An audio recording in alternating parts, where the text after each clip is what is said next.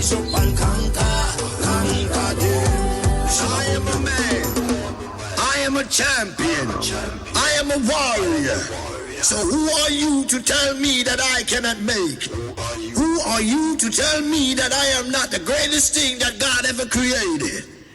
Good morning, Grenada, Carriacou, and P.T. Martinique. You're listening to Hard Talk Grenada. A very special good morning to those of you joining us on 97.5 CitysoundFM, 89.5 CRFM, 92.9 Sister Isle Radio broadcasting from Hillsborough, Carriacou, and of course 94.9 WeiVybz Radio out there in Brooklyn, New York. A very special good morning to those of you joining us on the live video. Remember to like the live, share the live, get everyone involved in the conversation. It's a beautiful Monday morning as we start a new week. Of course, we still want to remind people that we are still under a 24-hour curfew.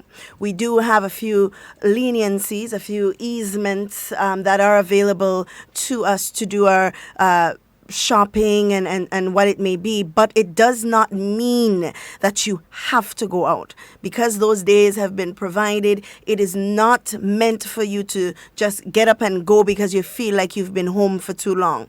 All right? In the event that you do have a food emergency, in the event that you have something that has to absolutely necessarily must be done, that's the only reason you utilize the time that has been provided. It is not an opportunity for you to meet up with old friends. It's not an opportunity for you to lime with your partners on the block. No, it is an opportunity for you to attend to your emergencies and then go back home.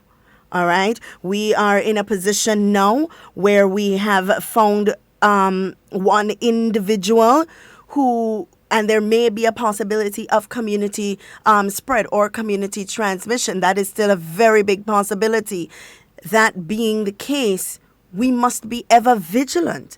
You know, we must behave as though the person standing next to you, the person in the back of you, the person in the front of you may have the virus. You must behave as if you yourself may have the virus. All right? And that is the only way in which we can protect ourselves from the spread of from the spread of the coronavirus.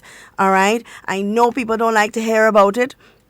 From the time I hear that there's going to be a press briefing from the Ministry of Health, I get nervous. I don't know if it's good news. I don't know if it's bad news, but I'm nervous. And I mean, that is just the nature of the situation. It has everyone nervous. It has you on your nerves. But you have no reason to be nervous. You have no reason to be afraid. If you are following the guidelines, if you are staying at home when it is absolutely necessary, if you are washing your hands with soap and water, if you are sanitizing, you know, if I don't have to leave home to come to work, I would be so happy. Y'all don't even understand. Some of y'all are in a position where you can just stay home, relax, catch up on housework, learn a new craft and all of that, you know, and you guys are complaining. Some of you, not all of you, but some of you are still complaining. Me, I wish I had those opportunities to just sit down at home as well and do what I need to do at home. No, but I have to venture out every day. And a lot of the media workers, a lot of the essential workers would feel a lot more comfortable venturing out on a daily basis if those of you who need to stay home would just stay home. You know, I mean, plain talk, bad manners. We try to make it sound diplomatic. All in listening. Just stay home if you need to stay home. If it's not absolutely necessary for you to leave your house, stay home. Watch TV, read a book, talk to your children, learn something new on the internet. Do something creative, something to improve your skills, something to improve your educational status. But stay home. You know, you don't need to come out. You are afforded an opportunity. And it's ironic that when things are normal and everybody has to go to work, boy, I never hear people complain about how they want a holiday and how they want to stay home. And I've never heard people complain about these things as much as when they actually have to work. Now that you are home and you have an opportunity to sleep and you have an opportunity to learn something new, You have an opportunity to complete a task in your house that you've always wanted to do but never had the time to do it. Now is that time. Now you have that opportunity. Now we are going to open the lines very early this morning from the beginning. The number to call is 440-7377 if you are local, and 347-329-3101 if you're in the diaspora and you want to contribute to the conversation. Now I really want to talk about something that burns in my chest. And I am trying my very best to be as diplomatic in saying this as I can be.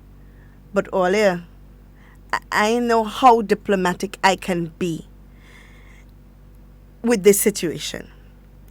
And it burdens me, it burns me, it irks me, it upsets me, because the way it's being done, the people who are doing it, and the response from educated people in society as a result of it. Now, there has been talk. This has to do with education. And anybody who knows me knows that teaching is my thing.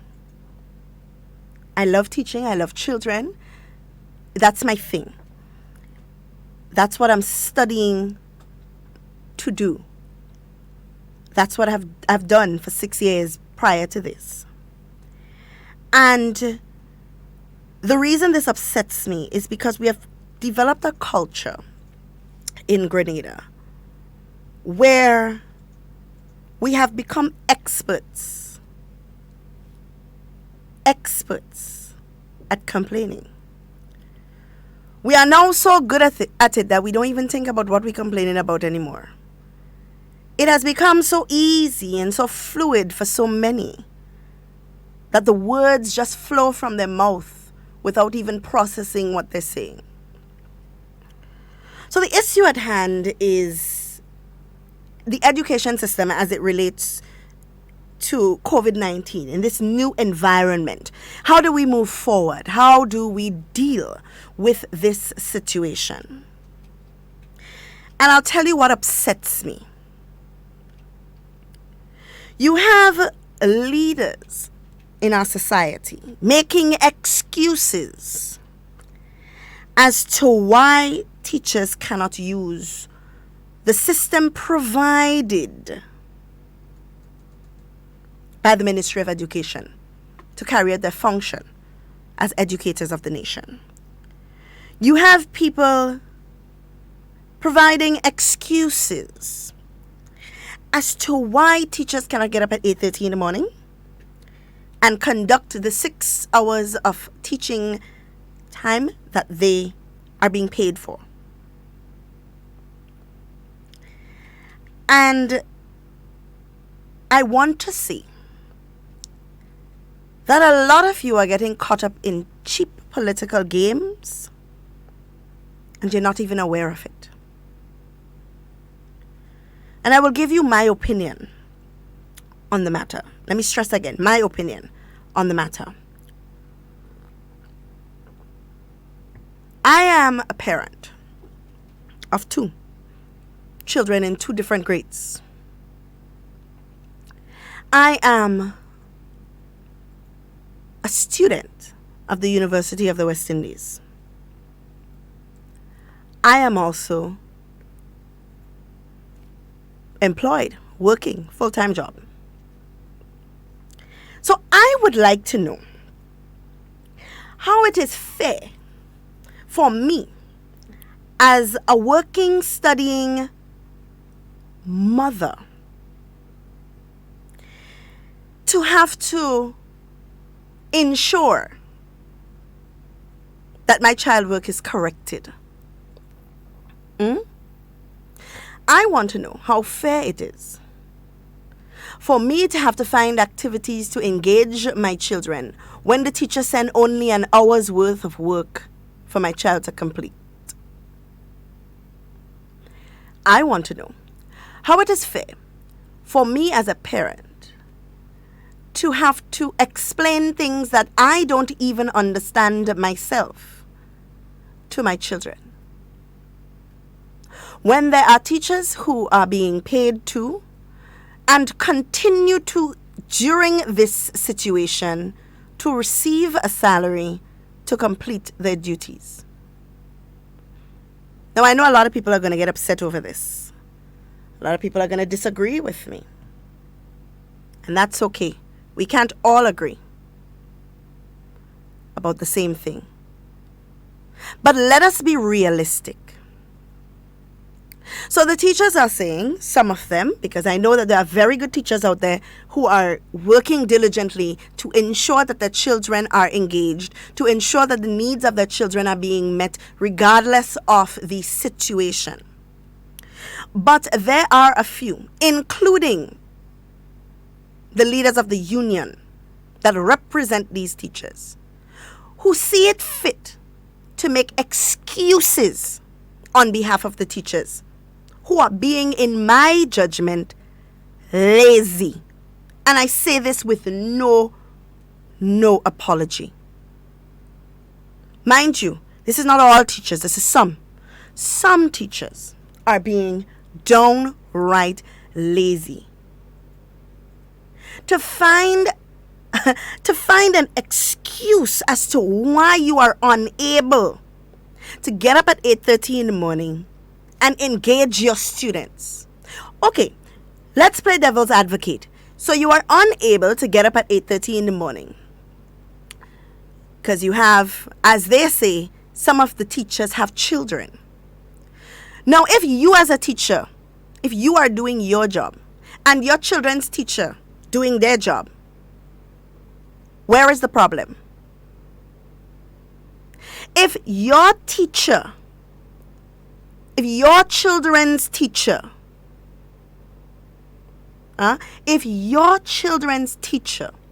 is doing the job that they're supposed to do, which is getting up at 8:30 in the morning to ensure that the children have work, or even if the teacher does not engage the child at 8:30 in the morning, but the night before the teacher is able to say, okay, complete page 120 something to 150 something in language, and we will meet at 10 o'clock to discuss it, and then after that they give them math, and then we'll meet at 12 o'clock to discuss it, and then they give them science, and then we'll meet at 1 o'clock to discuss it. Where is the problem in that? And this is what I'm finding hard to understand. When you are studying to be a teacher, when you are learning, we learn about classroom management. We learn about incorporating skills to keep students engaged, regardless of the situation. So COVID-19 come and all of that gone out the window. So all of a sudden COVID-19 take away all the training and common sense that has been given to the teachers all over all the years to ensure that they can manage their classroom. Now, the forum in which you teach, the environment in which you teach may have changed. The platform may have changed, but the work remains the same. The skills and strategies that you were taught to engage your students remain the same. As an educator, it is your responsibility. It is your responsibility as an educator to find the means and the know-how to engage your students. Now, I am having a big problem with this because I cannot see how, as Grenadians, we can sit and support something like this.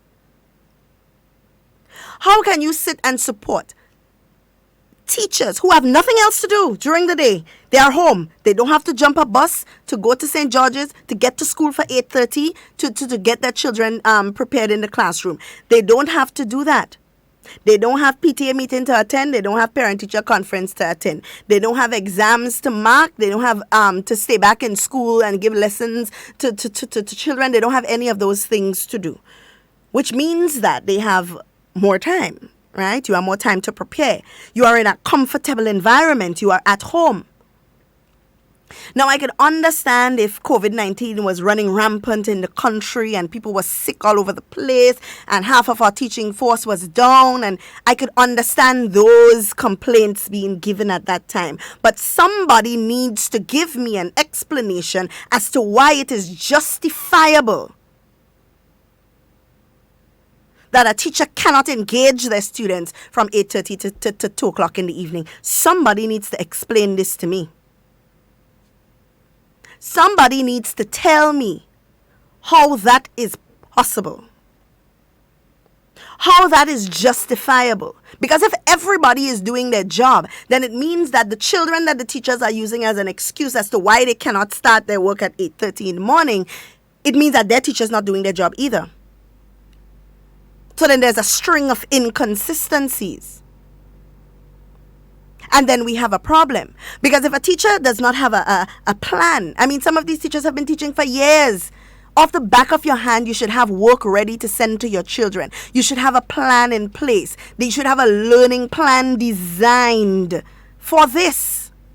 You should have a strategy in place for this.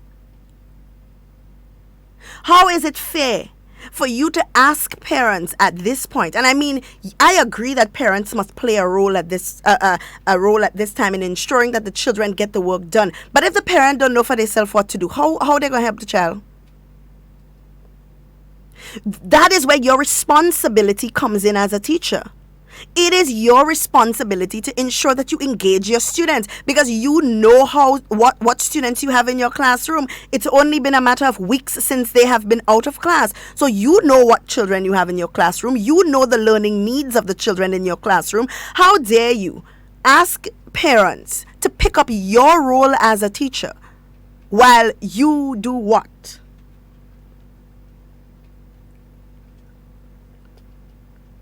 And I know this is stepping on a few people's toes, and I don't care, because it has to be, somebody needs to say it. It has to be said. Who is dealing with this situation?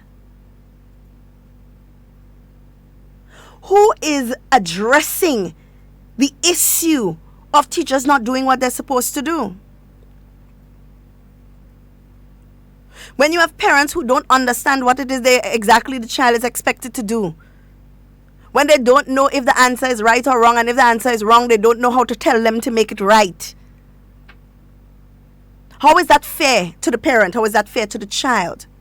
So if every teacher does what they're supposed to do, then the excuse of teachers have children too is null and void. We're not saying you have to sit down on a Zoom chat with your students from 8:30 in the morning to 2 o'clock in the evening. Nobody's asking you to babysit anybody's child through these social means. But what is necessary is for teachers to engage their students all of the time. Yes, I heard the union leader asking for flexibility. I mean, in his right as leader of the union, he has to say something to appease his followers. Yes, of course, he must say something to appease his followers. But sometimes being a leader is not saying what is popular, is not saying what you think will give you claps and praise, but is making the hard decisions because it is the right thing to do. So going on public forums and talking about teachers need flexibility and teachers have children too, do you really think that is the right thing to do? And the lines are open. People can feel free to call and interject at any time. But I am trying to understand how this makes any sense. Somebody has to say it. And I believe that it is my duty as a parent, as a former teacher, and as a studying teacher, to say something about it. And this is not all teachers, because I know Grenadians like to generalize things. Just now on social media, they go say how HARDTALK attacking teachers. We're not attacking teachers. We're attacking the ideology. We're attacking the statements, the validity of the complaints that are being made. Sometimes we complain so much we have nothing to offer but complaints. So why not say, as a union leader, let me speak to my teachers. Let me find out what is wrong with my teachers. Let me find out the needs of my teachers and take those needs to the authority that can help. When you go on GBN to the point and you talk about how teachers need flexibility and teachers this and teachers that, and then you make it sound as if you're speaking for all teachers, because I know that you are not. I know that there are teachers out there who are doing a wonderful job in this time, ensuring that they engage their students, having 4 and 5 Zoom meetings a day to review work that the students have done, to understand who does not understand what. Whereas you have teachers who just send in work via social media and telling the children to do that and send back the answers. If the answer is wrong, if the answer is right, parents correct them, and that is where it is left. There is no support. There's no scaffolding. Students are not learning anything. They're not engaging in anything. I don't see the excuse. I cannot see a justification, and somebody probably needs to give me a proper justification for this, but I do not see it. And now let's talk about the M-Star platform that government has invested all of this money in, because teachers have spoken about moving along into a technological age. Now that they have had the opportunity to do it, they are now saying that teachers can't use the system. So all teachers cannot use the system. And if you cannot use the system, there is no platform for you to learn how to use it. Why not sit with your staff, with your representatives, the teachers, the union? Why not sit with your membership and speak with your membership and find out what their needs are? And see how you as a union can help them to attend to those needs. Your job as a union is not only to complain. Your job as a union is not only to bring down government and to play cheap politics and push and pull. That is not your job only. Your job is supposed to be a support for your membership. And if the only support that you can give to your membership is to complain and to beg for salary increases and to bring down government and to involve your membership in your cheap political games, then you have failed. And somebody needs to say it. And this may not sit right with everyone, but it has to be said. I am not against any union or any union leader. But the choices that you make as a leader justifies your character. Leadership is about making hard decisions. Leadership is about finding solutions to hard problems. Not to put your thumb in your mouth and complain like a child. That is not what leadership is about.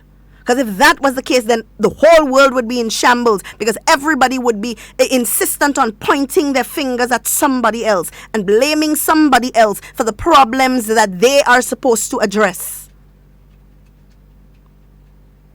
And this is one of the biggest issues that we have here in Grenada. And I feel no type of way about saying this. It is now very ridiculous. It is very ridiculous. I am deeply hurt and deeply disappointed that an educated principal like that would go on public forums and make these kind of statements. If that is the future for our education system, is that what our children have to rely on? If that is the case, then woe be unto our children. We cannot blame them for how they turn out. And I am upset. Because I am a parent too, and I want the best for my children. I am also a teacher, and I always want to see the best for the students that are under my care. I would move heaven and earth for these students. Ask any parent whose child has been under my care. And there are a lot of teachers out there like that would move heaven and earth to ensure that their students are taken care of. But then there are the few who find it easier to make shortcuts and to quarrel and to complain just to get away with laziness. Simply put. We have a caller on the line. Good morning, caller. Yeah, good morning, Mr. Duncan. Hi, good morning. I'm good. Yeah, Mr. Duncan, I want to congratulate the frontline workers, the policemen, the nurses, the doctors, on all the gradients that obey to the guidelines of the guidelines set up by the World Health Organization. I call upon those who don't obey. Remember that they have a family, and going outside, they're exposing yourself the danger you could bring home to your family. So I want to ask the Grenadian people who disobey the guideline to think about your family. And if you love a family, I love people. You always follow the guidelines that's supposed to be followed. As you're speaking about teachers, when I look at that, I consider teachers have more time home. Because I was saying some parents, they need help for themselves. And to leave it up to the parents to educate the children, it will be very difficult because sometimes the children know more than them. So I say, yes, the teachers, yes, they are children. But some teachers, the children, they are not the children teachers. So the same way the children could be occupied with the teachers teaching them that even so they could occupy themselves with the children that they're teaching. Because it is much a longer time span at school when they have to teach the children in the class. There is more hours, about 8 hours. And that went from 8:30 to, I would say about an hour and a half. You might spend with the children, giving them some homework, giving them some work home to do. In the school, it takes a longer period. So I see teachers complaining about that. Either they're saying everything that some teachers are go there for because they care and they love for children. Some go because of the money sake. I want to say to teachers, if you love children, no time too much to help educate the children of the nation. What we have to put people first and not ourselves. I want to say to the teachers, let us put children first. We have less time home. We have enough time home to spend to be our family home. But let's say a child going to school from 8 to 4. When you come home, you try not at home as yet. But what happened? You have more time home to spend with the children. So let us put the children of our nation first. Because if we say they are the future of tomorrow, we have to make sure we educate them and give them proper education that they need to go forward. So, Ms. Duncan, have a wonderful day. God bless you. All right, thank you so much for your contribution. Now, I have a statement here on the live chat that says, Miss, this is not normal circumstances and a learning experience for all, both teachers and students. Teachers are using their phones, those without laptops, to teach via Edmodo. Have you ever tried to do this? I am here trying my best to juggle between classes. I am here trying to log on to MSTAR platform and can't get through. I am here trying to use my private phone because no resources have been provided for me to work online. And you are here bashing teachers. Now, let me address this first. I am not bashing teachers. And you are probably one of the few that's trying very hard. And I must say kudos to you. But let's be honest. There are those who are doing the bare minimum. And yes, these are not normal times. And I agree. This is a learning experience. And I'm glad that you mentioned that. It is a learning experience. It's a learning experience, which means that you have to give yourself time to learn. So going on social media and complaining about the MSTAR not working and complaining about the education thing is meant to monitor teachers and see what they're doing, and going on social media to bash government at this time. These are the things that I'm talking about. And talking about teachers can't wake up at 8:30 in the morning to attend to the needs of their students. These are the things that I am talking about. And yes, it's difficult. Some teachers have to use their phone. And yes, mind you, I have used my phone. I have used my phone to interact with students before. It's probably not the best means. But there must be ways in which we can become creative. Every situation does not require a complaint. Every situation, nobody is looking at ways in which they can help improve the situation. Nobody is looking at ways in which, and this is the union. And no, I'm not bashing teachers, and I've said that from the very beginning. No, this is not an attack on teachers. And if you feel this way, it's probably because it falls in your pot.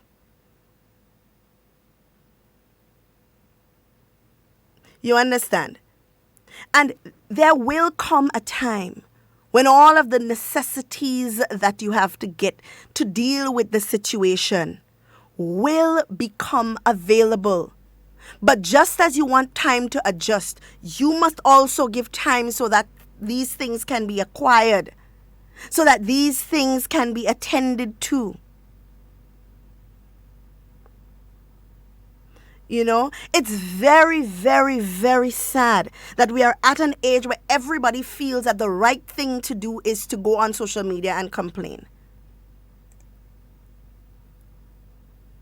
And if you're having a problem with the MSTAR program, nobody said that the program is going to be perfect. Nobody said that. The Ministry of Education didn't just say, look, we throw in all in the water, figure out how all you're going to swim.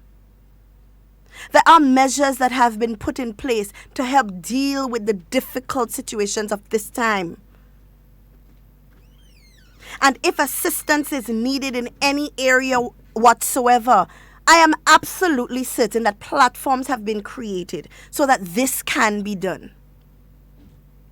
I don't agree. I'm not saying that you need to be on Edmudo or on MSTAR or on Zoom for the full 6 hours. But there must be a plan put in place to help you manage the time and to meet the needs of the students. You cannot disagree with that.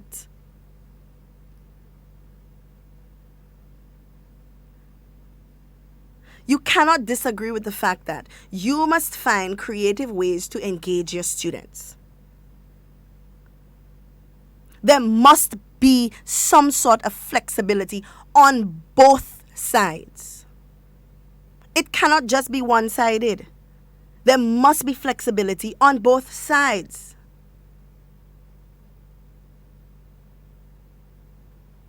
Somebody is saying here, of course you are bashing teachers. I dare you to take off your political hat and put on one of a teacher chatting through these unfamiliar territories and take a walk in the shoes, and then you would bet. Clearly this person doesn't know me. So I have taught for 6 years. I continue at this very point to teach, to give private lessons.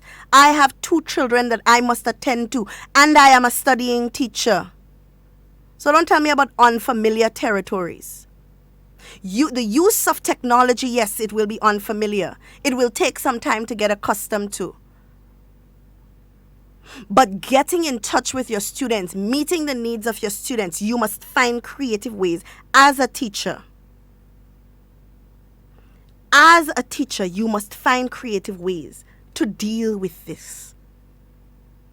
So suggestions, it's what is necessary in this time, not complaints. So you're having problems with the MSTAR. What are the problems? How do you believe that they can be solved? Have you tried calling the platform, the numbers given to address the problems that you are having? Has that been done? And if that has been done and you are still having problems, then you need to reach out to the right sources. And like I said, everybody doesn't have to agree with me. Everybody's entitled to their own opinions. But in my opinion, these are the things that need to be done. Channel your complaints through the right sources. There are numbers that are available for you to call. So you don't have to get up at 8:30 in the morning to attend to your children. But at 8:30 in the morning, your children must have work that they must be able to do. So even if you meet with your child at 10 o'clock, there are 5 days in the week, a day to a subject or a day to 2 subjects. You don't have to complete a whole timetable in a day. Like I said, flexibility and creativity in this time is what matters. You don't have to agree with me. But let us be honest. It is unfair to ask a parent who has absolutely no idea how to do what it is the child is doing to help that child. You know? So teachers are supposed to have their lesson plans, their dailies, their weeklies, their scheme of work, all of that. You're supposed to have your things ready and available, right? You have all your things available. Plan ahead. Say, okay, I'm going to send XYZ assignment to my child, or my students to complete in the morning. And if you do that, 10 o'clock, you meet with your students. They have until 10 o'clock to complete it. You meet with your students, and then they continue from there. That's all I'm saying. Creativity in a difficult time. Casting blame and making excuses is not going to fix the situation. Casting blame and making excuses is not going to help us to move forward in this situation. And that is all that I am hearing being done.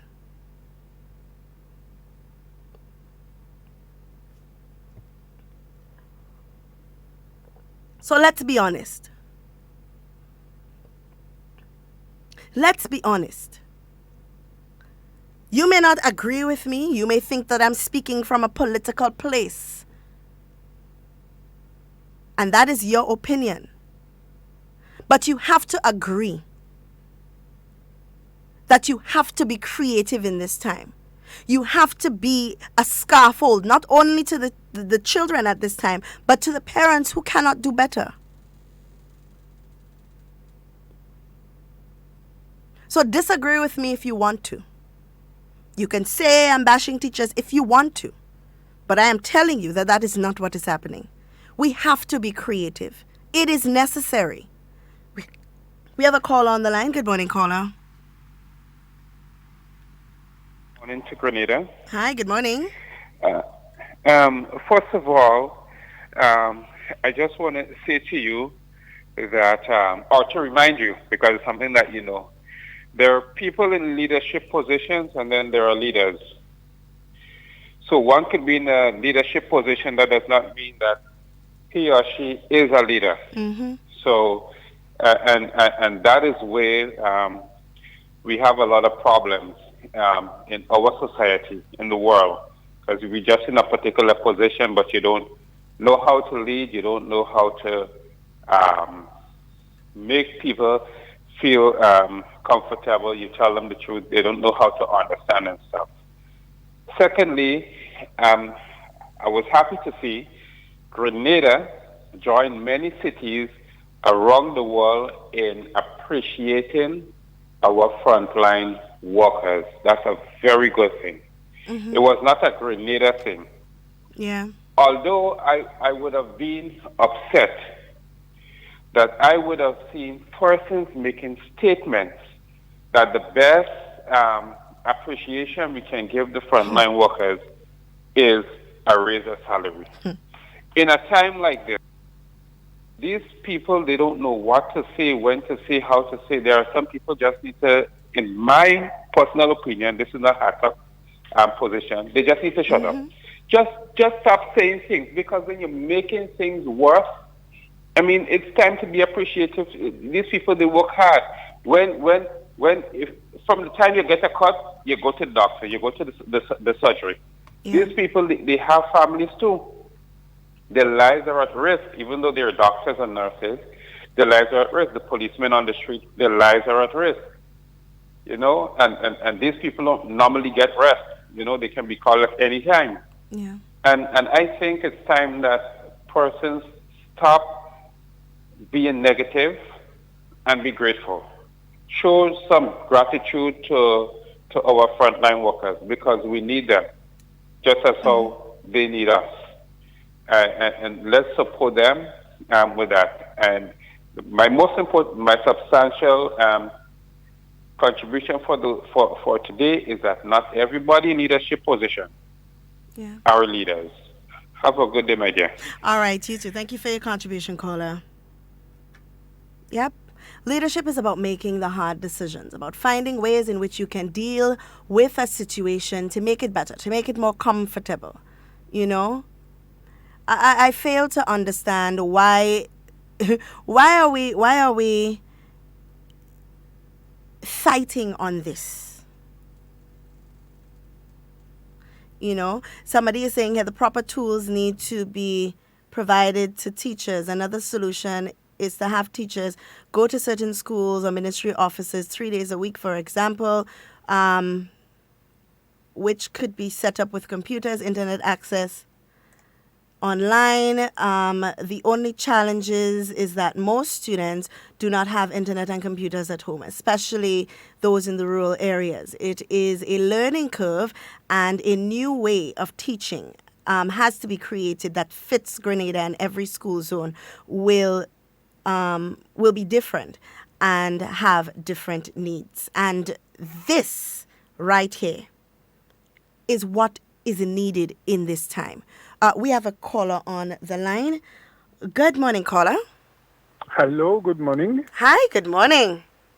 I'm trying to reach the program, HARDTALK. Yes, I haven't heard that voice in a while. How are you, Mr. Bola? I am well, very well. I don't even know who I'm speaking with. Oh, really? You're speaking with Miss Duncan. You haven't, it's not because you haven't heard my voice in a long time, you don't remember it. I think that's the reason. So how are you? How are you? Well, I know you're not enjoying the time home. You're in your garden 24/7, I can't imagine. Not 24/7, but a long time. For a long time. For a long time. I just listening to Duncan. I thought I should contribute a small bit to the conversation with the issue with the teachers and, this new format of teaching. So I thought maybe I'll call in. Okay. Yes, and make a little contribution. No, the last comment that we received was from a lady here that's saying that the proper tools would be needed to be provided to teachers and so on, and that of course they can make arrangements for teachers to go to a place, maybe 3 at a time from a school or whatever it may be, to get the proper training that is needed. And I was saying in response to this that these are the things that we need in this time, strategies and ways that are helpful. We get a lot of complaints on this is not being done and that is not being done, and nobody is throwing out there a solution. I mean, your solution may not work in the given context, but at least you have tried. Certainly. I let me just put it in that context that someone said earlier on, times are different now. We are in a different time, and that is so true. We are struggling with a pandemic that still is pretty much unknown to the world. A lot of time, a lot of resources, a lot of effort has to go into that. And as a result, I believe that there might be a lot of frustration, including that of the teachers, the parents, even the students. And you're correct in your assessment in saying that it is not normal times and we have to try different things. What I want to say is that there must be latitudes on all sides. Yes, the ministry trying something new, trying something different. In fact, I heard the minister herself saying, look, while this is a program that would have come on stream at some point in time, they were not yet totally ready to launch the program. They were preparing. They were dealing with content. They were dealing with issues of supervision. They were dealing, with a number of things, which is important if the program is to work well. However, the times that we are in now necessitated that they brought it on much quicker than they were planning to. So it means that there are going to be some teething problems, that there are going to be some issues that have to be worked out over time. So the ministry has to accept that and give some latitudes. However, though, I also believe that the teachers must understand, yes, it is not normal time.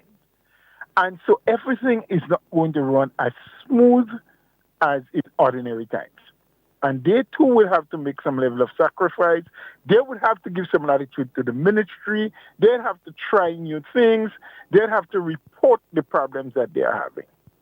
I listened to the president of the union myself, most of his deliberations on GBN. And while I heard a lot of reasons why things cannot happen, I did not hear much solutions. And I think that's where the problem is. And maybe, Ms. Duncan, being a teacher over the years, I know you very well, you are coming across a bit passionate, and probably that's why people think that you are bashing the teachers. I don't think, because I know you well enough, I don't think that's something you would do. I don't think that's what you're attempting to do.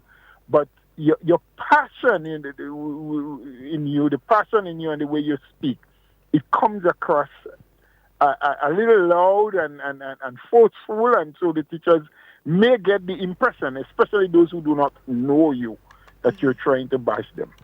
What I want to appeal for is for calm on all sides. I think we can get through this thing. I think that the children can benefit. I think the teachers can benefit. I think the ministry and Grenada, of course, will finally be the beneficiary. But let us accept that we must have latitudes on all sides. Yes, there are things that the teachers still need. I heard remarks that some people were trained so long ago to use this system that they might have forgotten what they were taught. I've heard the minister also say that within the program itself, there is the EMSTA program. People can be tutored how to use this system. I did hear her saying that there are those who may have difficulty in accessing the program because they may now be using a different username to what they were registered with. Or when during registration, there may be a misspelling in the name or the username that was in, and the one you're using now with a different spelling you won't access. What it calls for is a reporting system. I think I heard her mention that there are people in position and in place that you can call, and they will hear what your gripes, what your problems are, and work it out. So I think that's the direction we have to go, and that's what we have to encourage people to do, and not just everyone bashing each other. The teachers bashing the ministry bashing the teachers, those who are for, those who are against. It is not normal times, and that's what we have to accept. And I think the intent of the ministry, I do believe, is genuine. They do want to find a medium through which the teachers can reach the students. Now, the parents have to understand that and have to make certain sacrifices. The children have to understand that. So it means that teachers must be speaking to children, parents must be speaking to children, leaders in the community must be speaking to children and explaining to them that this is not normal times. And this is, as the word goes now, the new normal for you to learn. So you have to make sacrifice and bend back over. The ministry has to also understand that it is not normal times, and there are some people who probably were not just up to it. So we have to find a nice way to get them, to accommodate them, to help them with whatever problems they have. And I still do not believe that at the end of the day, everyone, all and sundry, will just work this thing automatically. Months and months down the road, we will still have issues. What I really hope we will see is a willingness on the part of the teachers, all and sundry, to try. Yes, you may have been accustomed to a particular a program that was working for you, and now the ministry brings a new one. What is all this thing about ministry want to be observing if you're working? But that's the right of the ministry. If you are employed with them and they're paying you, they have a right to know if you're working or not. While I do not believe that's the rationale for the program, but they have a right. Your unions have a right to say, well, that is too much or not enough for you or whatever the case may be. But all of us, whether union, ministry, government, teachers, children, all of us have to accept that these are not normal times. And so it is expected, the expectation is that every one of us will make an effort. There's going to be no benefit from me bashing you or you bashing me, or we going forward and backward. It's just confrontation, it's just confusion. There'll be no end to it. So we should not be attacking individuals. What we should be attacking is the problems, trying to find solutions together. There will be disagreements. That's what life is all about. Of course. We are all not going to agree on the same thing. But what we should all agree is that our children need us now more than ever. Teachers must understand that. Ministry must understand that. Politicians must understand that. And as a result, we must put all other differences aside. Now is not the time to talk about what pay you're getting or so. That is important too. You need to be properly compensated as a teacher for the efforts that you have been making or will be making. But is this the best time to be complaining about that? Are we not concerned about what our tomorrow will be? The very young ones that all of us accept are the future of this country, the future leaders. All of us must accept that we are not going to stay youthful as we are forever. We are going to come to a place and at a time when we would want these same students to be kind to us, because they are going to take the positions that we now hold. We're not going to hold those positions forever. Now, mistakes could be made, and mistakes are being made, but let's put them behind us. Let's each try to correct the other and walk hand in hand with the other. And that has nothing to do with politics. At the end of the day, when an election comes, you vote where you choose to, who you think is best to run this country. But no, it's about COVID-19, it's about lockdown, it's about safety and security, it's about the education of our children and what is the best means we can use to get that education to them. Absolutely. And so I appeal, because I heard your passion.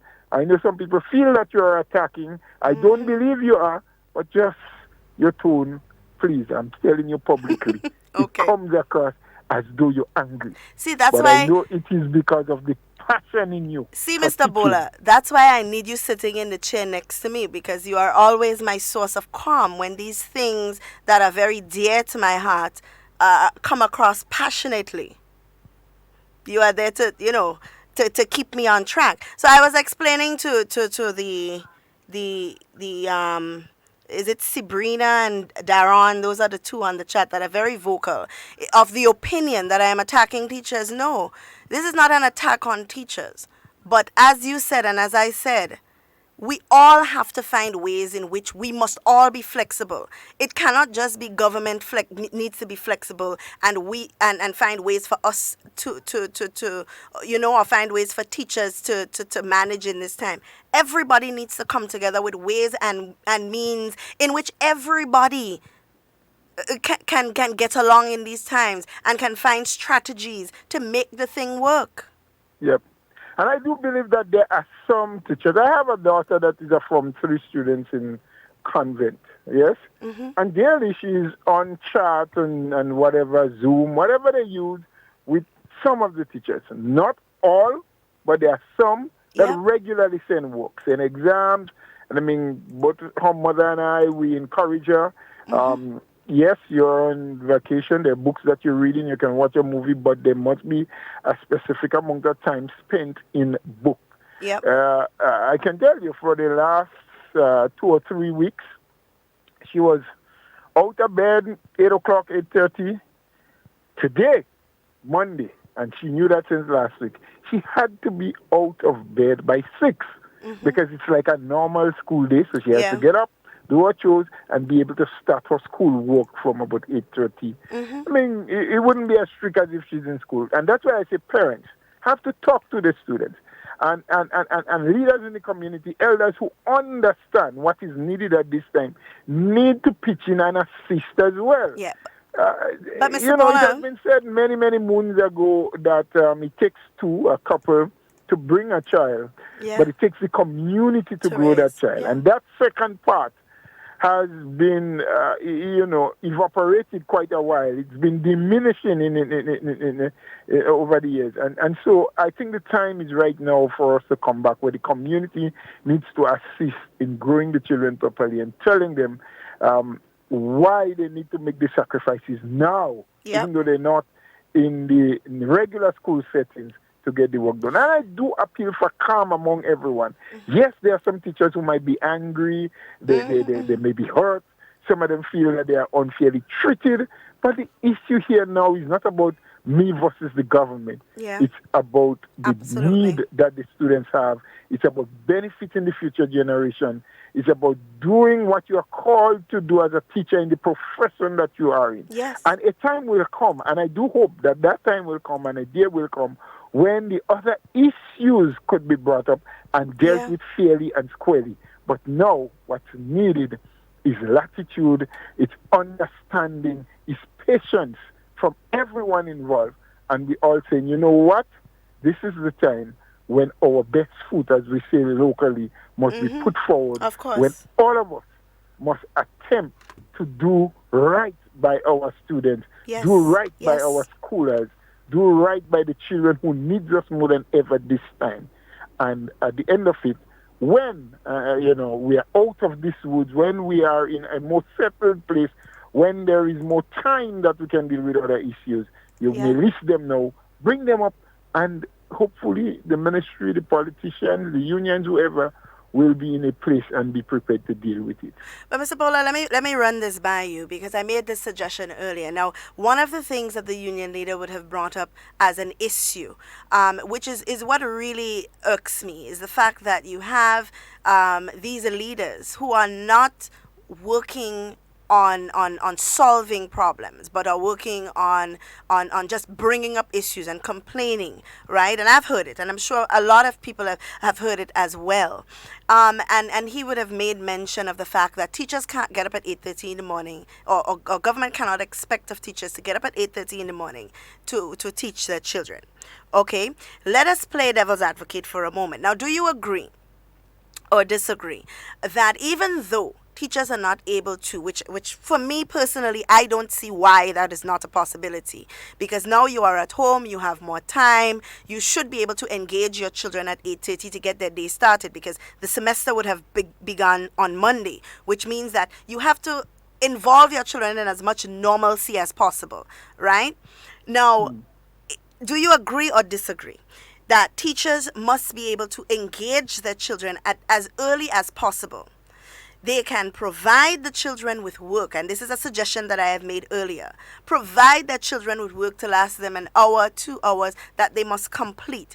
Then engage them again to go over the work that has been done so that they at least know where their children's minds are at. Do they understand what they have learned, etc.? And then provide them with either more work or provide them with more scaffolding tools, culminating activities, or if they could engage them in guided practice or independent practices, whatever it may be, to get them to the point where they need to be. And not just be an issue where they send a bulk of work for the day and then they meet once in the day to go over those activities that they would have gone through for the entire day. What are your thoughts on that practice? You know, what I will accept is that there's no one size that fits all.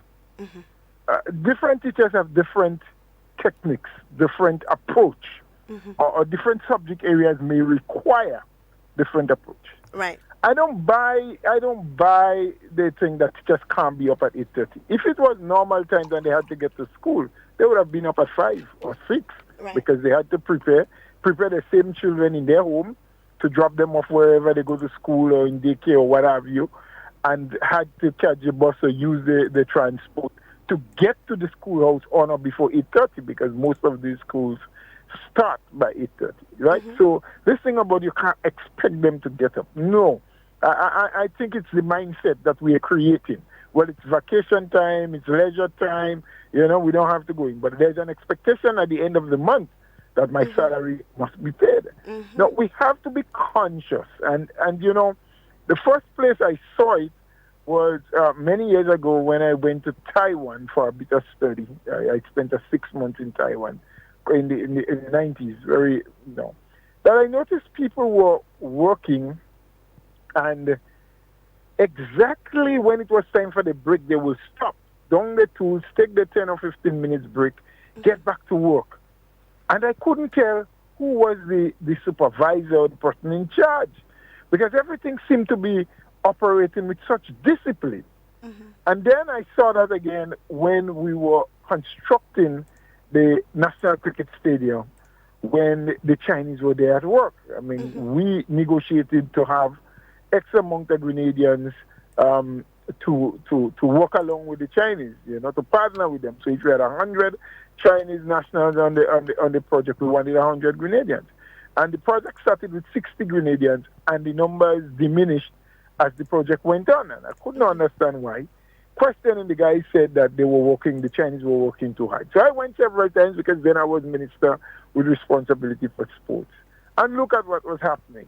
Mm-hmm. And it was not the pace or the amount of work. It was more to do with time. Work started at 8. Yeah. By 20 to 8, all 20 quarter to all of the Chinese workers was on site. Yep. They start working at 8. At 8:30, the Grenadians were walking in, and they didn't start work until 9, because they had to go to the shed and change, run in the shop and get a Coke. That one didn't have a cigarette, all kind of reasons. Then, when it was time for lunch, they stopped at the time. You look at the Grenadians work when it's 11:30. They tell them, well, why are you mixing water for again? Now it's 11:30 is lunchtime. So a half an hour before you're supposed to break for lunch, just stop work. But they still come back at 1:30 instead of 1. So, one can go on. So I'm saying we have to develop that culture and that attitude of respecting time and giving value for money. Yep. That's an issue that the unions don't raise at all. We always hear they talk about increased pay, that the cost of living is going up. And maybe they're right. Maybe they have done their maths. Maybe there's a need to increase salaries.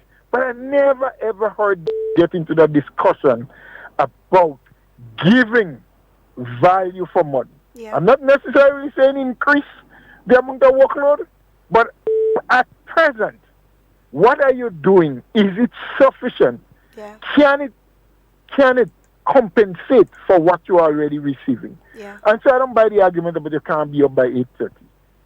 If you have work to do, you must make time to do it. Now, you are suggesting a way to do it. And I'm not saying your way is good or bad. I'm saying that different teachers, different subject area can use different strategy. Of course. What needs to happen is that there must be a certain level of engagement Yes. on a daily basis. What? Because you work with the same timetable. Yeah. The same subjects may not be taught every day, Yeah. but you have to engage. You have to be comfortable with yourself as a human being, as a national of this country, to say, look, while I don't have anybody over my shoulder, my principal is not here looking at me, but I am comfortable and I feel that I've given value for the money I expect to receive at the end of the month. Yeah. And if we all of us develop that kind of attitude and approach, and we try to do different things, and we complain not on Facebook and to our friends and put it on WhatsApp, but to those who need to know what our problems are, I think we can solve a lot of problems. We can find a lot of solutions. So you have an issue with the program that the ministry launched. You have an issue with not having the right materials to utilize the program. Say that to the ministry.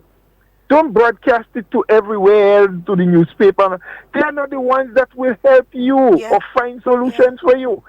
And that's a problem that we have in Grenada. We call Shaggy, yes. Maybe Shaggy is a guy who would like to help and may make inquiries, and I'm not saying we shouldn't let things be known. But you didn't complain to the police. You didn't complain to the minister. You didn't complain to the ministry. You didn't complain to your supervisor. But you complained to Shaggy, so the whole of Grenada here. Yeah. You have a problem. But did you go through the channels first and foremost? Yeah. And then you can say, well, after 2 or 3 attempts, or saying it to my supervisor or to my superior, and nothing is done, I'm now bringing it to the nation through Shaggy program. And Shaggy, I'm not bashing you. Please don't believe that. I'm just saying that we need to do things properly. Yeah. We need to learn to follow the chain of command. Yeah. But we need to comply and then complain. Try. Make an attempt. Yeah. Record the difficulties you have. And say, look, I have done the best I could have done. I have tried 12 times. I have tried 10 times. I have tried 8 times, and this thing is not working. Yeah. Can we find a different way? While it might work perfect for some people, we may have to tweak a little bit because, as I said, no one size fits all. But that's my opinion on it. But also, Mr. Bola, to add to what you're saying, when you're studying to be a teacher, when you're learning, and even in practice, because, theory is not always all. Practice definitely accounts for most of it. And you ought to do practice teaching. I know about people who are studying, nobody does. And one of the things that you learn is that among yourself as colleagues, it is important to share best practices.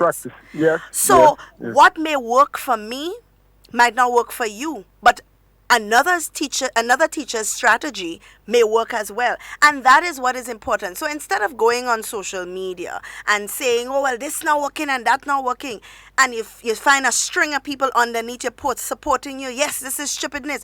Nobody is saying, okay, well, try this instead, or try that instead, or supporting each other. What we tend to do a lot in society, especially in Grenada, we've developed this this culture of supporting negativity. Nobody is quick to say, okay, try this. This may be able to help you, or that may be able to help you. But we are quick to say, yes, that is stupidness, and yes, that is nonsense, and yes, you should strike, and yes, you shouldn't take that. You understand? So we are not being supportive individuals. We support you to say, if it's confusion you're gonna make, you have 500 views on your thing because it's confusion. Everybody thumbs up and laughing and glad because they're interested in what you're saying. It's hot, it's a hot topic.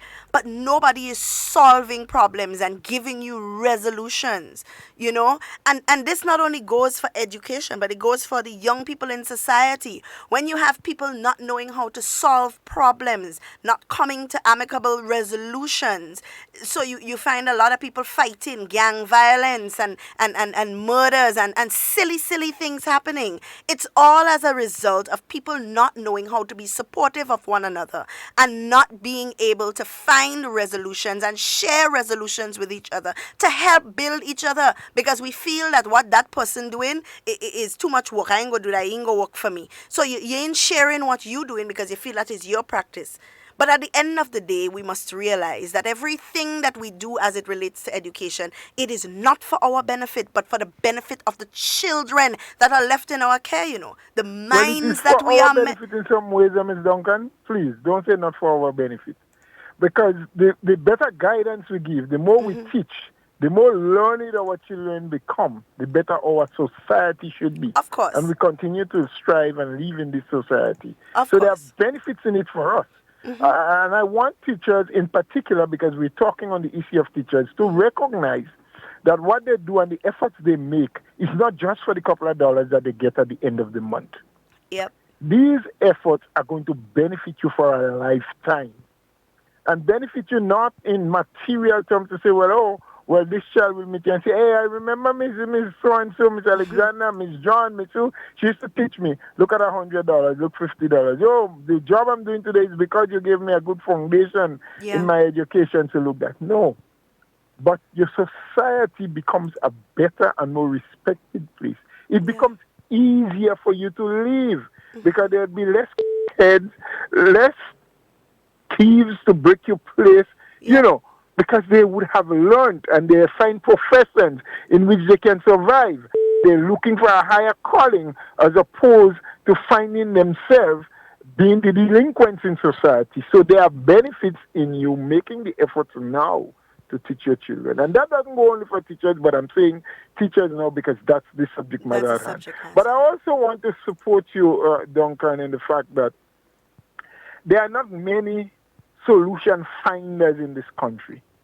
We gravitate towards loudness, towards lewd issues. You know, someone going to the Facebook or what and cuss up the minister or the prime minister, everybody laugh at that. They view that's the right thing to do.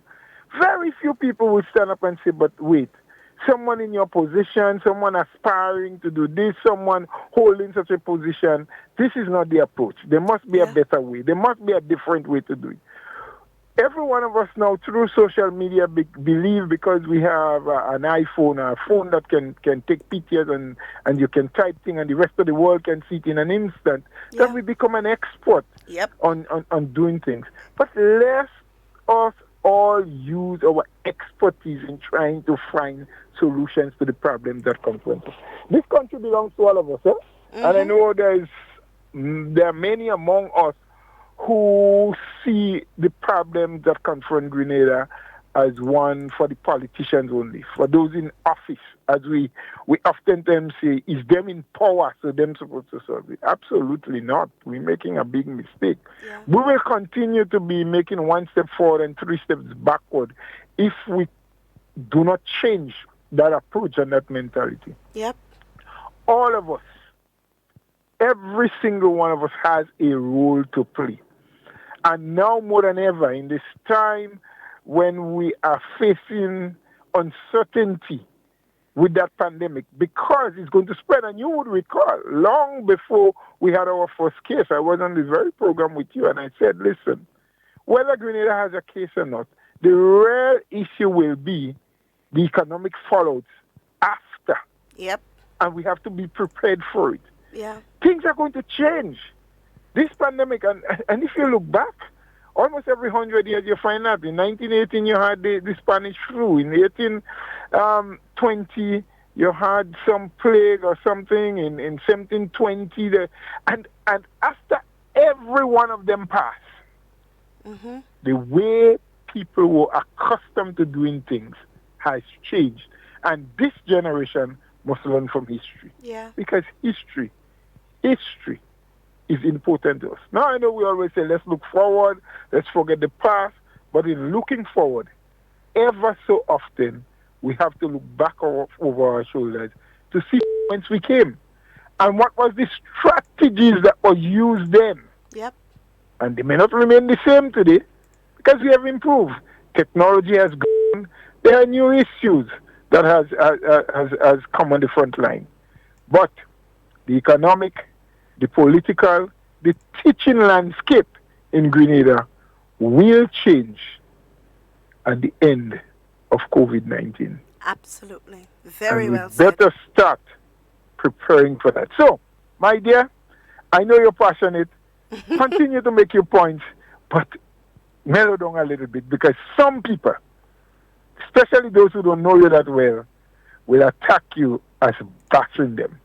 I know you want to find solutions. You wish that we can find solutions. Engage those online. Let them know that you are different to what they think, and you would love to continue a conversation with them long after this program is over.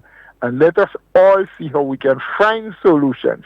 As I oftentimes said while I was still in frontline and active politics, I don't attack people, because when you do, you get confrontation. Yep. But I attack problems with the hope that we're going to find solutions. Ms. Duncan, absolutely. Have a wonderful day. I just thought I'd add my 3 pence to the 2 pence you already put on board. Thank you, Mr. Bowler. You have a lovely day. You as well.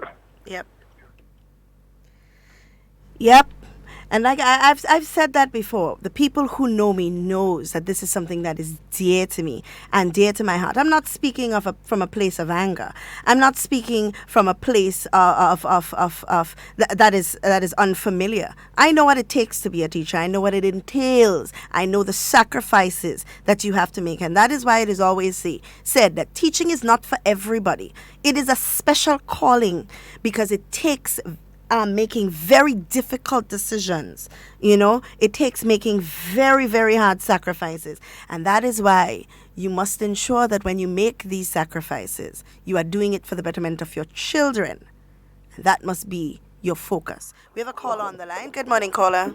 Hi, Ms. Duncan. How are you? I'm good. Good morning. How are you? I'm doing good. I'm keeping to be on the safe side. I'm disappointed in a few things that still at times like this you see certain people still trying to push politics. I mean, my God. Yeah, it's disgusting. Yeah. It is disgusting. This is not nice. Mm-hmm. Yeah, this is nothing about no politics right now, This is about life and death and people still not, using the upper senses. Yeah. Yeah?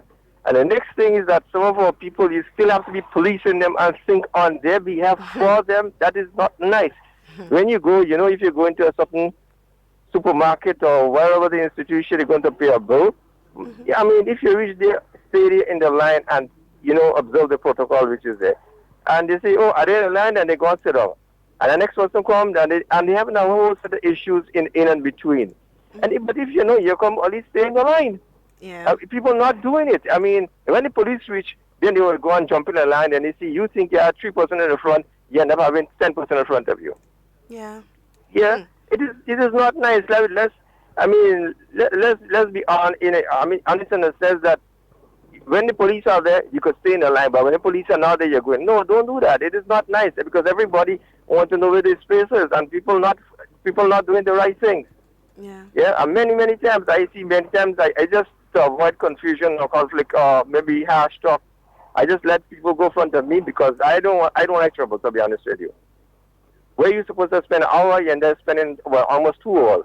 Just to let these people go ahead and do what they have to do.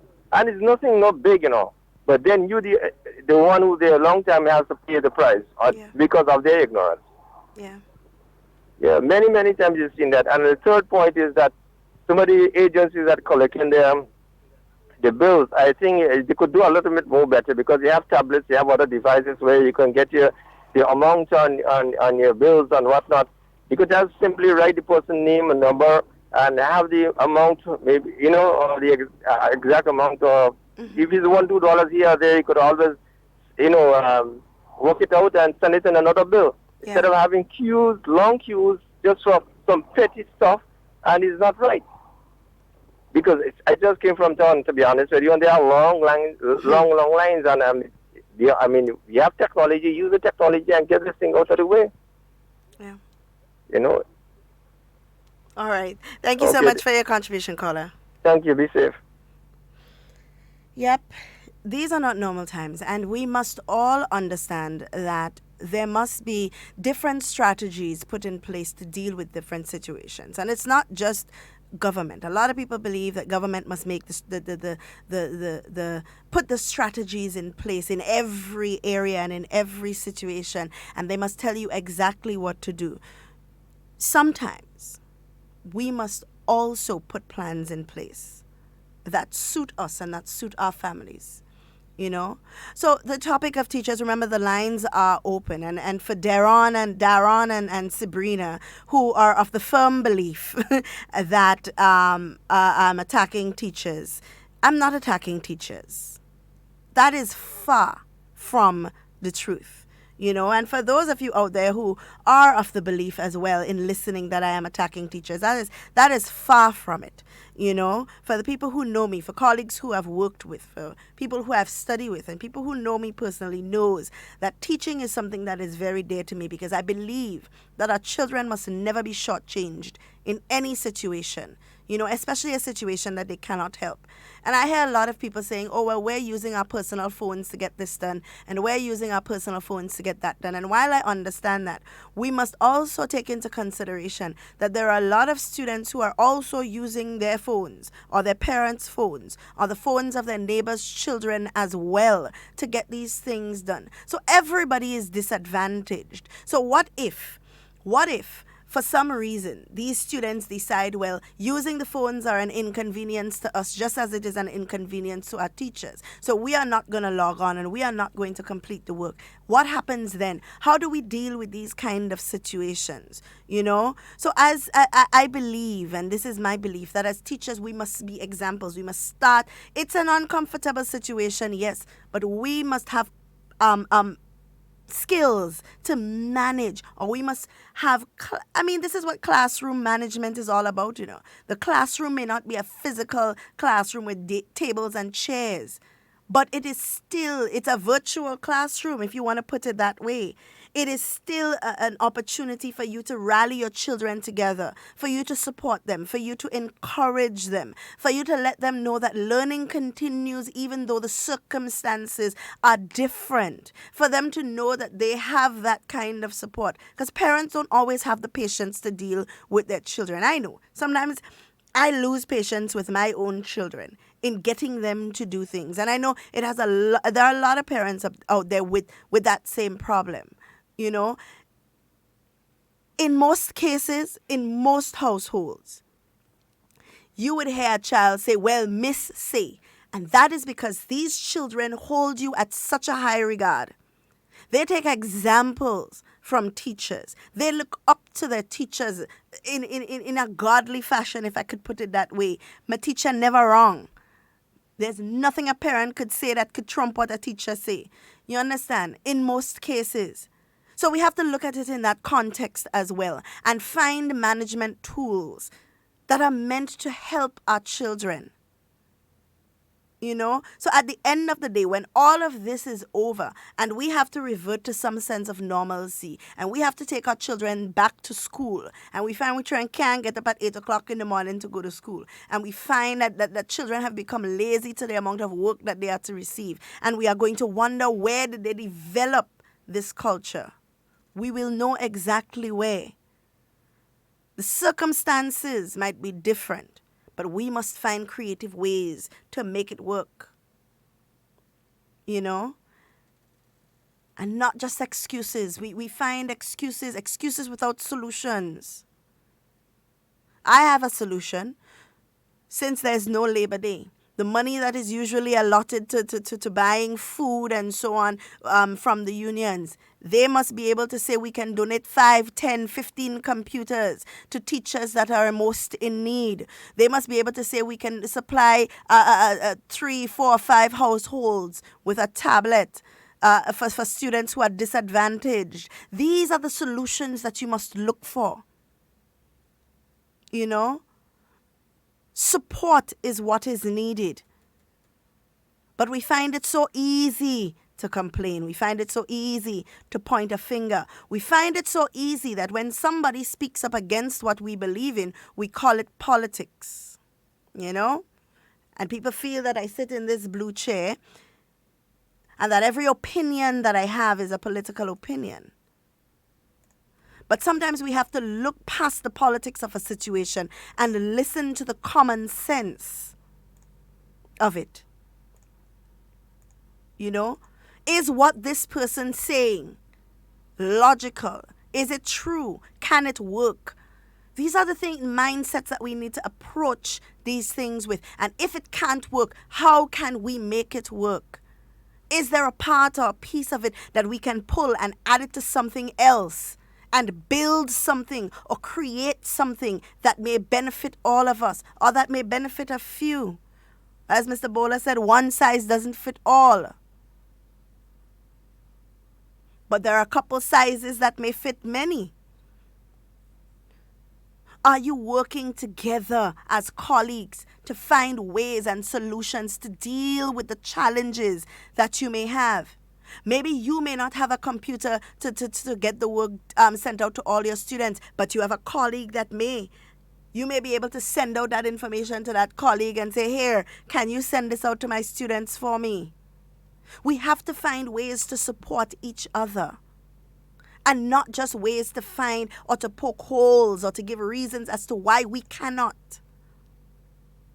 And if everybody works together, if every teacher is doing exactly what needs to be done, then the teachers with children cannot complain that I have a child, so I cannot do what I'm supposed to do at the time I'm supposed to do it because I have a child. So where is that child's teacher? And this is the context we need to view it in, that we all must work in alignment so that we succeed. There will always be a battle between Ministry of Education and teachers or public servants and government. There will always be that battle. There will always come a time when disagreements must be hashed out on the negotiating table. Now is not that time. Now is the time for us to find solutions to our problems. Now is a time for the unions to engage their teachers and find out what their needs are. See how they as a union can facilitate some of those needs as well. And not just cry out. And not just condemn and point fingers.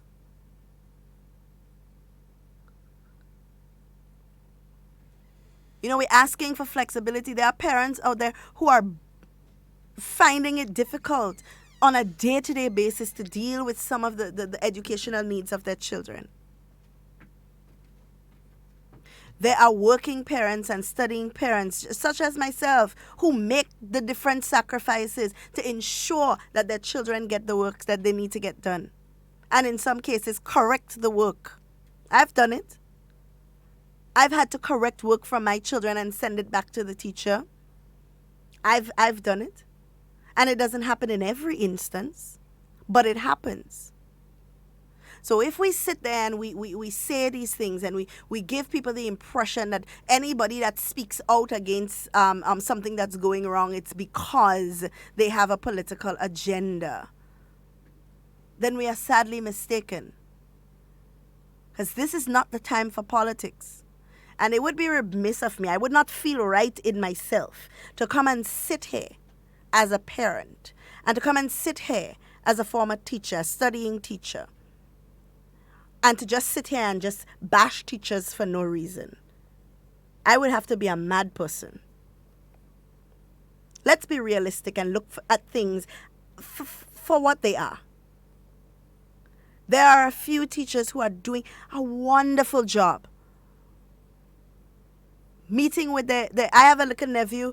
My nephew is in a private school. My nephew has 4 classes a day with his teacher. She sends the work in the morning. He sits with his mother. They complete the work, and the teacher calls at about 9 o'clock to go through that work, right? Then she gives them more work again after that. And he sits with his mother. They do the work. Then he goes on lunch. The teacher calls again. She gives them work. They go on lunch. They do the work after lunch. And then different strategies. This may not work for everybody. But we have to find ways. We have to find solutions to our problems. Engage us. Listen. It could be as simple as putting students in groups, just as we are taught to put students in groups in school. My daughter has a study group with her friends. My son has a group with his friends in class, but 4 or 5 of them. They sit down and they complete the work on a WhatsApp call. Different ways and different means. Encourage, support, suggest to parents who don't know how to deal with these situations. Suggest ways that they may be able to cope, things that may be able to help them. And I'm not saying that is not happening in some instances, but there are reports of it not happening at all. There are reports. I speak to parents every day. So we have to be realistic, We have to be realistic.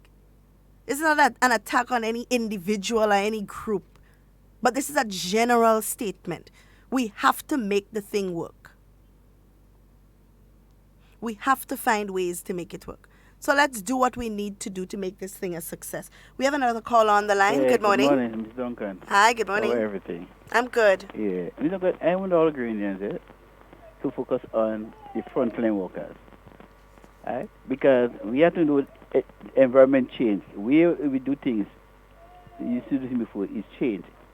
But when you look at the frontline workers, the nurses, the doctors, life changed, but it changed not for good. But where the frontline workers, their life is at risk, the nurses, the doctors. Right? I want each and every one of us to focus on the frontline workers, and let us put aside the petty things of what we want of the change that is happening in the education, because the life at risk, the doctors, the nurses' life at risk, the security, those essential workers that to be outside there, their life at risk. And I want each and one of Ukrainians to focus more on the frontline workers that are doing a wonderful job to save a life. You understand? In life, people will come up with petty things that don't make no sense at all. To really catch me to lose the focus of the rate issue. Yep. So I want to say to all Grenadians, let us stay focused and let us look at the frontline workers and let us pray for them that none of the frontline workers and this coronavirus will disappear from our nation. Yeah. Don't God have a wonderful day. You too. Thank you for calling. Yeah, I over the weekend, after, it was such a wonderful, and I must say and say thank you to each and every single Grenadian who participated in the salute to the frontline workers. It was a beautiful experience. They appreciated it. I saw frontline workers with smiles on their faces. Somebody working in a hospital saying that the frontline workers appear like little children who just get candy. They appreciate it, and it's what we can do as a people. And I mean, it was something that was initiated by government, but what it was meant to do, it was to get all Grenadians involved in the process of appreciating our frontline workers. No, I was at deep dismay when I went into to social media on Saturday, and I saw posts from individuals, the same individual we were talking about earlier, making comments about the best appreciation that we can show them is an increase in their salary next week. And honestly, that was one of the most insensitive things I thought could have been said at the time. Because this was the only way in which the Grenadian public at this time could show that they appreciate the sacrifice that you guys are making, could show the love that you guys are making, are giving to our people, especially during this time. And for somebody to take that and turn something so beautiful and play cheap politics with it, I was disappointed. You know, and the argument is not whether they deserve it or not. Frontline workers all over the world at this point deserve the biggest gratitude that can be afforded to them. That's not the argument. The argument is the insensitivity of the of the comment at the time. When you have people from the tourism sector who aren't even sure when they're going to be back, when they're going to be back to work, or when they're going to be collecting a salary. You know? Some of us, as this person in the comment is saying, some of us are complaining about getting up at 8:30 in the morning to do our work when we have frontline workers who have to get to work for 7 o'clock. When we have frontline workers who are out there in the midst of the struggle, who are still getting up on time and going to do the things that they have to do, and we are home doing nothing, but yet we complain that we can't get up at 8:30 and do what we're supposed to do. And like I said, this is not for all teachers, because my children wake up at 6 o'clock with me, and by the time I'm leaving the house before 8:30, they already have whatever work it is that they are supposed to do for the day. Their schedule by the teacher has been sent, and their class schedule for the calls have already been set up. So like I said, this doesn't go for all teachers, because my children's teachers are doing a wonderful job. And I'm sure that there are a lot of parents out there who can attest the same. But there are also a lot of parents out there who cannot relate. And that is the truth of the matter. And if I sit here and say that everything is peas and carrots, peaches and cream, sunshines and rainbows when it comes to the addressing the needs of all of the students of our nation at this time, I would be lying. And I don't want to lie to the Grenadian people. I'm not in the business of doing that. I'm in the business of providing information, finding solutions, and leading people on the right track. That's what we here at Hard Talk are in the business of doing. So call us political if you want to, but at the end of the day, we will continue to provide you with credible information, to break things down so that you understand, to ensure that the right information gets out there. That's what we are in the business of doing. So judge if you want to. We don't mind. But at the end of the day, we must all recognize that what is most important in this time,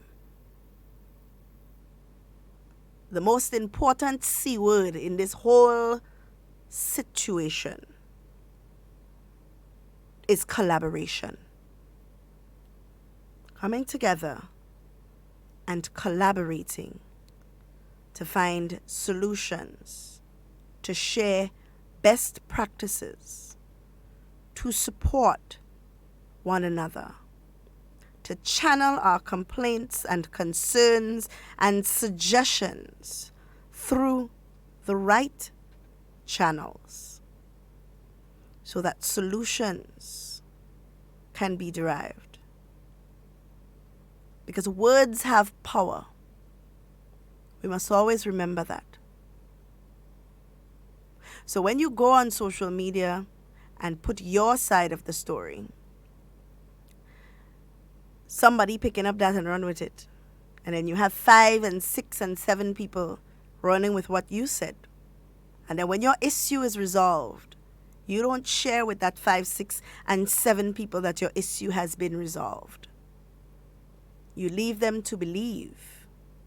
You've poisoned their minds to believe that everything is going wrong and everything is haywire. And that is why it is important for us to channel things through the right sources. Let us come away from this place of social media complaining, and we call in the radio station and we complaining about things that even have been spoken about, things that are probably have already been resolved. Sometimes the thing ain't even happened to you, you know. Something you hear and you take it and you make it your own situation, does not even involve you, and you call in the radio station with it. And these are things that happen. These are things that happen every day. You ask some of the radio personnel, they'll tell you. That is why it is important to listen for understanding and not listening just to respond to what somebody is saying. And not listening just to pick out the pieces that you want to hear, but listen to the whole story. Let us be mindful. So for those of you who are using the M-Star program, I just want to commend you, because there are a few teachers who have already gone in and gotten themselves acquainted with it. Those who are experiencing issues and you are reporting it to the correct channels, kudos to you. But for those of you who continue to have problems with the program, you can call the number 535-7126 or 535-8988. There will be a person there to assist you. In addition to that, you can go to or send an email to mstargrenada@gmail.com and post your complaints there so that it can be assisted, or that you can be assisted. Because the only way we're going to know if this thing works, the only way that we're going to know how to tweak it to make it work, is if we start engaging ourselves with it. You may not get it the first time. Second time, it may take a week. But the more that you engage in it, is the more that you learn it. I hear a lot of people saying, oh, this thing not working, we having so much problem logging in. I could guarantee today, Naz, back me up if I right, today, if half of them that complaining social media shut down, they send in 50 emails to Facebook because they want it working again. Let us use the same mindset. It's not working? Send an email or make a call so we can get this thing fixed. Guys, it's always a pleasure speaking with you. In whatever you say and whatever you do, be safe, be secure. I always want to be talking with you and never about you. Please do enjoy the remainder of your day. Man. Wood. Yo, this is the Dan Man Lindy telling you to be COVID-19 safe. Stay home. That way we could play a mass sooner rather than later. Everything will come to pass. You know the tingo. Mass must play. How you mean? 5 things you need to know about self-isolation. Stay home. If you are told to self-isolate, it means staying at home, not going to work, school, or other public places, and you should not have any visitors. Separate yourself. If you live with others, then you need to stay in a well-ventilated bedroom with the door shut.